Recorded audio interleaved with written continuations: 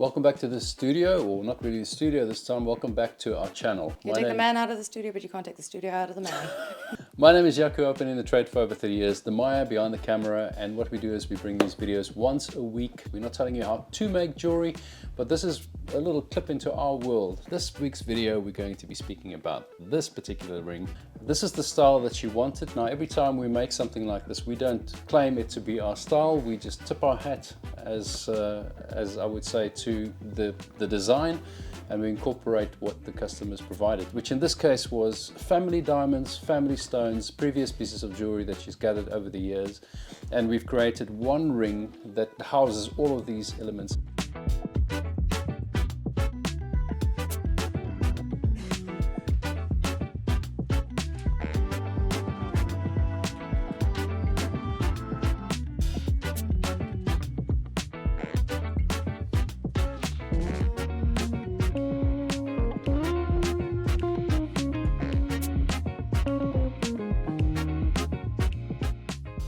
I'm starting off with the two biggest stones because that's the center of my ring, the way that we've packed it out. There's one that's slightly bigger than the other one.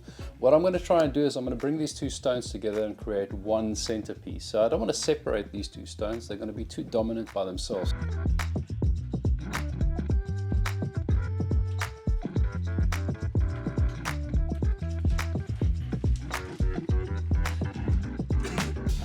Parts where they touch, I flatten ever so slightly, so I'm joining those parts together on a flat surface on either side so that I can create almost one setting.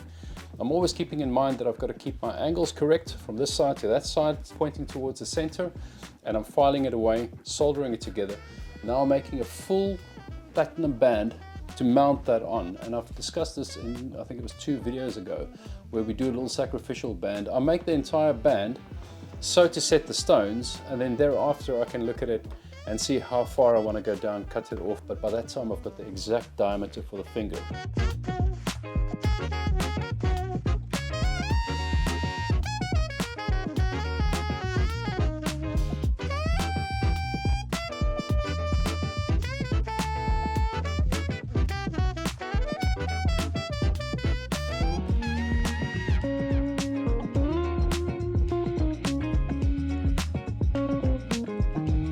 So I use a little bit more time, make a little extra band, sink the center setting, and then I'm measuring the space to put the little diamonds on the sides. The diamonds I'm using on the sides are the diamonds that the customer provided. And I'm using these stones right next to each other to try and create an area of glitter rather than an individual stone. So I'm having these two dominant stones in the center, and then I'm measuring the area to the sides by placing these smaller stones next to each other. I use a little bit of beeswax, heat it up ever so slightly so it creates a film on top of the platinum. Then I place a stone, the first one where I want it to be, bring a fire close to it, remove it again, just to melt that wax so that the stone heats itself, and then I repeat the process. I can add all the stones upside down on top of the shank, and then I know exactly where I'm going to reach. After I've measured these parts, I can then cut this piece of platinum off, and our first middle part of the ring is done.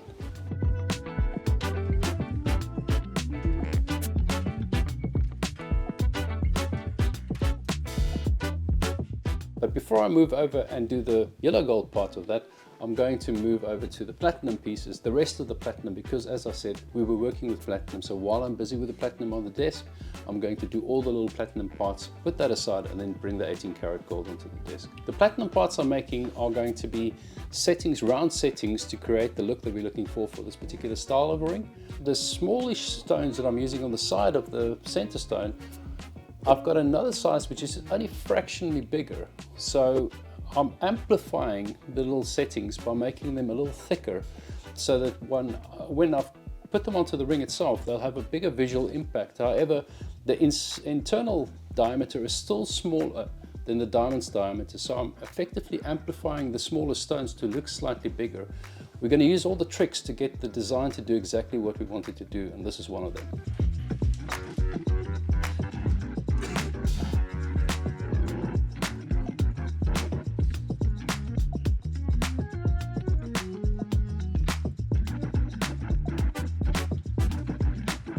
Now clean absolutely everything up, sweep up all the platinum, and go over to the 18 karat. Now the 18 karat, some of it was 18 karat given to us, some of it was 22 karat, which we mixed down. And in a link in the description, we'll put a video how we show you exactly how you mix that down.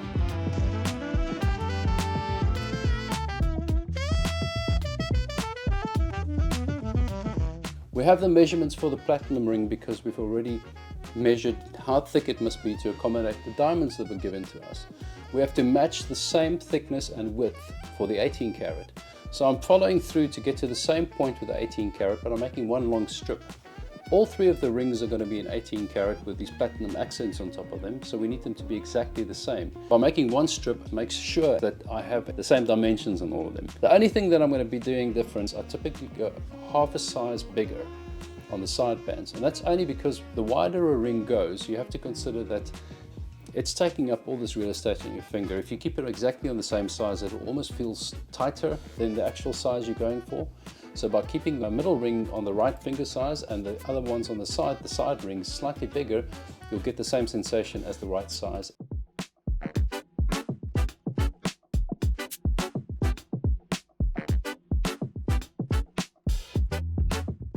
The first ring I want finished is the middle ring, and the reason for that is because once I've got the ring, the center ring finished, I can then bring the second ring and the third ring together, and I can see how I'm going to incorporate the stones as per how I've seen it in my mind and how I've looked at it on paper. I'm going to take the platinum band, the platinum part that I've made, lay it over the 18 karat yellow gold band. The part that I've soldered, I want somewhere in the area where I'm going to cut it off. Lay it over, cut it, bring the two parts together.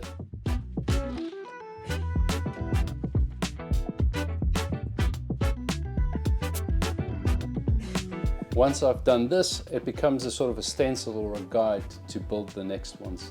The second rings that I'm doing, I'm making these settings, and I'm basically putting a setting into the ring, again on the joining mark. So the first part is on the actual ring itself, and I'm considering these rings to be sort of like a single diamond ring. I'm not thinking about any other settings going in. So I'm putting that setting as straight as I possibly can, right over the solder mark, drop it down. And once I've done that, I turn that, go to the next place, which I've now spaced by putting the two rings together, mark where I want that done, and then ignore the one I've just done and treat it exactly the same way as if you're just putting the single setting in.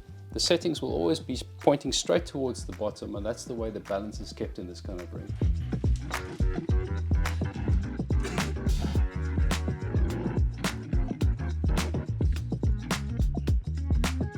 And once the rings were all soldered up and the platinum was all in there, I decided to preset the diamonds before I put the rings together. But in this case, it gives me more access to start setting the stones before I actually solder the rings together.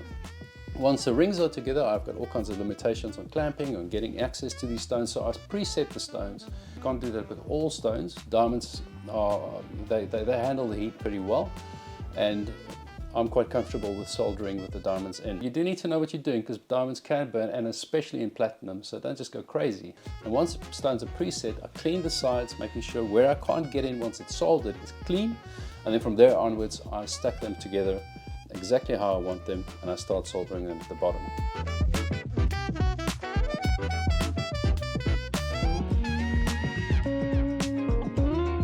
I do bottom solders, and then I turn the ring around and I look from the bottom towards the top, and where I see the parts touching each other, this might be a setting touching the shank or something, wherever they make contact, I tacked it with a little bit of solder as well. And this little piece of solder makes a lot of sense because you're strengthening it not just at the bottom, but you're providing strength at the top as well. I've been in this job for long enough to know that if you don't do that, you often find that these rings, as strong as they are, can split at the top because they're going to cause something to slide in there, hook, bend away.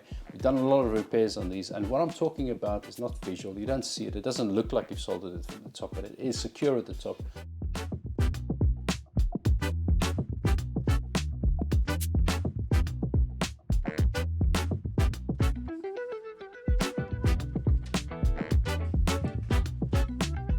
This is a sturdy ring. This is a ring that actually looks delicate, but it's very well constructed, and the customer was very happy with it.